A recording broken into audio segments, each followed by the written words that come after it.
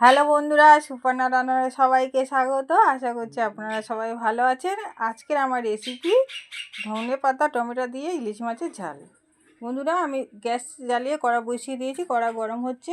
আমি এখানে মাছটা একটু হলুদ গুঁড়ো একটু নুন দিয়ে আমি মাছটা হাত দিয়ে একটু মাখিয়ে নেব। এবার একটু ভালো করে মাখিয়ে নিতে হবে। এবার কড়া গরম হয়ে গেছে, কড়ার মধ্যে আমি সর্ষের তেল দিয়ে দিলাম। তেলটা গরম হয়ে গেলে আমি এবার মাছটা দিয়ে দিচ্ছি।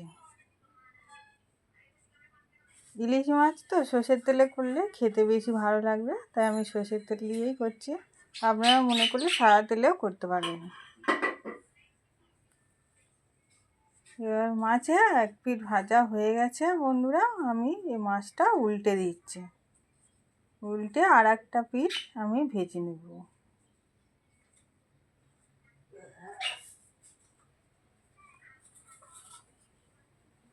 বন্ধুরা, অনেকে অনেক রকমভাবে করেন, এভাবে একবার করে খেয়ে দেখতে পারেন, খুবই ভালো লাগে। বন্ধুরা, আমার এই রেসিপিটি প্রথম থেকে শেষ পর্যন্ত দেখার জন্য অনুরোধ রইল। আর ইউটিউব থেকে দেখে থাকলে চ্যানেলটি সাবস্ক্রাইব করবে, ফেসবুক থেকে দেখলে পেজটা ফলো করে রাখবেন। বন্ধুরা দেখুন, আমার মাছ ভাজা হয়ে গেছে। আমি মাছগুলো সব তুলে নিচ্ছি।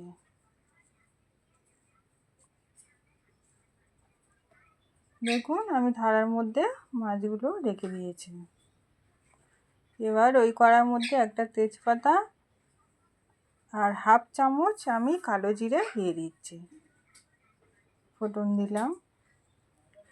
এবারে আমি পেঁয়াজ কেটে রেখেছি, সেই পেঁয়াজ কুচি দিয়ে দিলাম। কাঁচা লঙ্কা কেটে রেখেছিলাম, সেটাও এখানে দিয়ে দিলাম। দিয়ে একটু ভালো করে কষিয়ে নিচ্ছি। এভাবে একটু ভালো করে কষিয়ে নিতে হবে।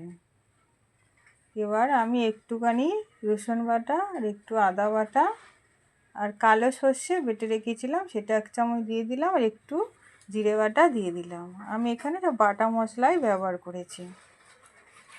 একটু ভালো করে কষিয়ে নিয়ে আমি 2টো টমেটো কেটে রেখেছিলাম, সেটা এখানে দিয়ে দিলাম। ওটাও মশলার সাথে ভালো করে কষিয়ে নিতে হবে। এবার স্বাদ মতো একটু নুন, হাফ চামচ হলুদ গুঁড়ো, হাফ চামচ লঙ্কা গুঁড়ো আমি দিয়ে দিলাম। যে যেরকম খান সেরকম স্বাদ বুঝে দেবেন। দিয়ে একটু ভালো করে কষিয়ে নিচ্ছি, নেড়ে চেড়ে। এভাবে একটু ভালো করে কষিয়ে নিতে হবে। এবার আমি ধনে পাতা কিছু কেটে রেখেছিলাম, সেগুলো এখানে দিয়ে ওটাকে একটু কষিয়ে নিচ্ছে। এভাবে একটু ভালো করে কষিয়ে নিতে হবে। দেখুন বন্ধুরা, আমি এবার এখানে একটু জল দিয়ে দিলাম। একটু জল দিয়ে আমি এভাবে ভালো করে নেড়ে চেড়ে নিচ্ছি।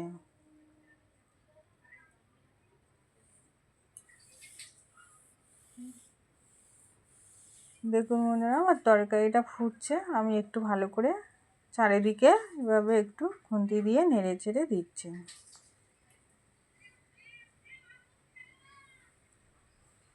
এবার একটু ভালো করে ফুটে গেলে তবে মাছগুলো দিতে হবে।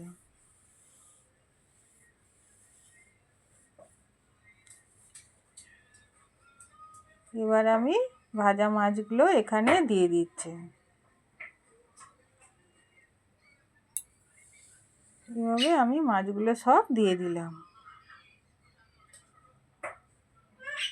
দিয়ে আমি খুন্তি দিয়ে সব দিকে ভালো করে নেড়ে চেড়ে দিলাম।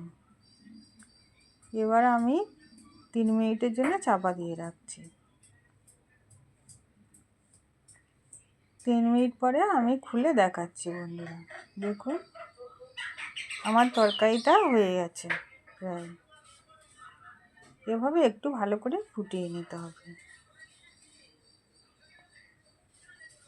আমি একটু খুন্তি দিয়ে নেড়ে চেড়ে নিচ্ছি।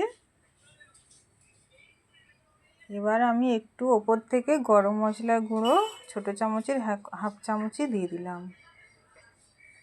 দিয়ে একটু নেড়ে চেড়ে নিলাম। আমি গ্যাস বন্ধ করে দিয়েছি বন্ধুরা। দেখুন বন্ধুরা, আমার ইলিশ মাছের ঝাল আমি বাটিতে সাজিয়ে দিয়েছি। বন্ধুরা, আমার রেসিপি যদি ভালো লেগে থাকে একটা লাইক, কমেন্ট, শেয়ার করে দেবেন।